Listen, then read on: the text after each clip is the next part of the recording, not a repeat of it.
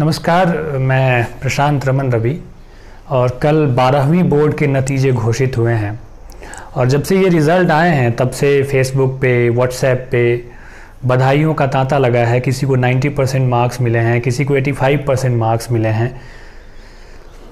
उन सबको बधाई और शुभकामनाएं। लेकिन उनका क्या, जिनको कम मार्क्स मिले या जो फेल हो गए, किसी कारण से अच्छे नंबर नहीं ला सके, तो क्या ज़िंदगी रुक जाती है? ज़िंदगी थक जाती है? क्या एग्ज़ाम में लाए गए मार्क्स डिसाइड करेंगे कि हमारी आने वाली ज़िंदगी कैसे होगी? नहीं, बिल्कुल नहीं। ज़िंदगी मार्क्स से नहीं, ज़िंदगी जज्बे और जिंदादिली से चलती है। इसलिए जिन स्टूडेंट्स को कम नंबर आए हैं या किसी कारण से वो पीछे रह गए हैं, उनके लिए ये घटना या ये रिज़ल्ट्स अपने आप में एक मायने रखता है। देखिए, जब हम कहते हैं ना सफलता और असफलता, तो दोनों में फल जुड़ा हुआ है। फल इसलिए कि ये जो मार्क्स आपको कम आए हैं, इसकी वजहों को आप तलाशें। दूसरी बात कि खुद को ये जानें। हो सकता है कि आप किसी और काम के लिए बने हो सकता है कि आप पढ़ाई के लिए नहीं बने हो। ज़िंदगी में जो कुछ भी होता है ना, उसके अपने कुछ मायने होते हैं, उसकी अपनी कुछ लर्निंग्स होती हैं। ये लर्निंग्स है और पूरा मामला हमारे एजुकेशन सिस्टम का है। सारे बच्चे डिफरेंट क्वालिटीज़ के हैं, सब में अलग अलग तरह की एबिलिटीज़ है, लेकिन एक ही तरह के पेपर से, एक ही तरह के सिलेबस से आप सबकी एबिलिटी को कैसे चेक कर सकते हो? इसलिए अगर तुमको कम मार्क्स आते हैं तो इसमें घबराने की बात नहीं है। तुम यूनिक हो, तुम्हारे अंदर कुछ अलग ढंग का टैलेंट है, तुम कुछ और कर सकते हो। ज़रूरत यह है कि उसको पहचानो, फोकस करो और उस पर काम करो। सोच लो ज़रा कि अगर सचिन तेंदुलकर से कहा गया होता कि तुमको क्रिकेट खेलने के बजाय प्रोफेसर बनना है, इंजीनियर बनना है, तो क्या सचिन तेंदुलकर बन पाते? एमएफ हुसैन से कहा गया होता कि तुमको चित्रकारी करने के बजाय कुछ और काम करना है, तो वो कर पाते? तो ये जो रिजल्ट है ना, ये अपने आप को इंट्रोस्पेक्ट करने के लिए भी है कि हम किस चीज़ के लिए बने हैं। एक छिपकली ना दीवारों पर बहुत तेज चलती है, लेकिन उसे आप कह दो ना कि तुम पानी में तैर करके दिखाओ, तो पानी में नहीं तैर पाती है।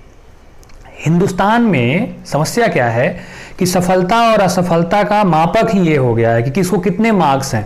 अरे भाई साहब, मार्क्स से ज़िंदगी नहीं चलती है।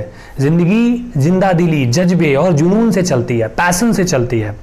मैं कहना चाहूँगा उन पेरेंट्स को और उन सभी लोगों को जिनके घर में बच्चे हैं, जिनके रिज़ल्ट आए हैं और किसी कारण से उनको कम नंबर आ गए हैं, उनके आप साथ खड़े होइए। उनको आप रियलाइज़ करवाइए कि तुम खास हो, तुम विशेष हो और तुम्हें करना क्या है। धीरू भाई अंबानी बिल्कुल पढ़े लिखे नहीं थे, लेकिन आज धीरू भाई अंबानी को पूरी दुनिया जानती है। दुनिया में ऐसे बहुत सारे लोग जो पढ़े लिखे नहीं हैं, जिनको किताबों का बहुत सारा ज्ञान नहीं है, लेकिन वे फेल नहीं हुए, वो जीवन में आगे बढ़ते रहे। Failure means delay, not defeated. एक बार अगर आप किसी चीज़ को लेकर के असफल हो गए, तो असफलता और सफलता दोनों एक ही सिक्के के दो पहलू हैं। वहाँ भी आपको फल मिलता है, आप अपने आप को रियलाइज़ कर पाते हैं, आप अपने आप को जान पाते हैं।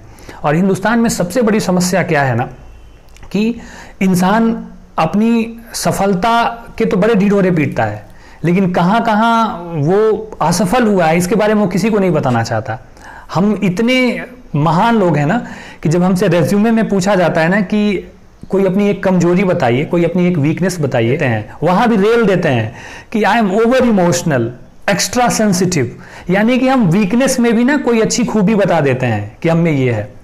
भाई साहब, मेरा ये मानना है ना कि जो लोग दुनिया में सक्सेस हुए ना, और रिज्यूमे में बड़े बड़े कारनामों की एक फहरिस्त होती है ना, एक बार उनसे ये भी फहरिस्त बननी चाहिए कि कहाँ कहाँ वे फेल हुए हैं, कहाँ कहाँ वे असफल हुए हैं।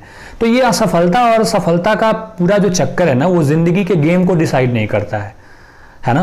तो इसीलिए मैं पेरेंट्स से कहना चाहूँगा, उन भाई बहनों से कहना चाहूँगा, उन टीचर्स से कहना चाहूँगा कि जिनके घर में बच्चे हैं और जिनको कम मार्क्स आए हैं या फेल हो गए हैं किसी कारण से, उनके साथ आप खड़े होइए। उनको आप जताइए, उनको आप बताइए कि तुम में क्या पोटेंशियल है, तुम में क्या एनर्जी है और तुम क्या कहते हो। क्योंकि ये आखिरी एग्जाम नहीं है ज़िंदगी का, ज़िंदगी हर पल एग्जाम है। अपने आप में ज़िंदगी खुद एक एग्जाम है। हर घड़ी हम किसी न किसी परीक्षा से गुजर रहे होते हैं। इसीलिए वो कहते हैं ना कि marks, a single paper can not decide my future.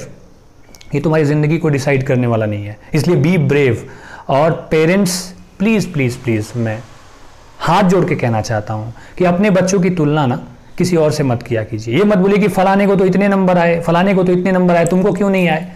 अरे उसको ये देखिए कि वो क्या कर सकता है और वो उसमें क्या क्वालिटी छुपी हुई है। इसीलिए ये मार्क्स के जो मामले हैं ना, इस मार्क्स के आधार पर खुद को भी जज मत करना, इंट्रोस्पेक्ट करना कि किस चीज़ के लिए बने हो। लोग अपनी ज़िंदगी में ना सक्सेस को सेलिब्रेट करते हैं, पर एक बात बताता हूँ, वो इंसान सब दुनिया में सबसे ज़्यादा सक्सेसफुल होता है ना जिसको अपनी असफलता को सेलिब्रेट करने का तरीका आ जाए।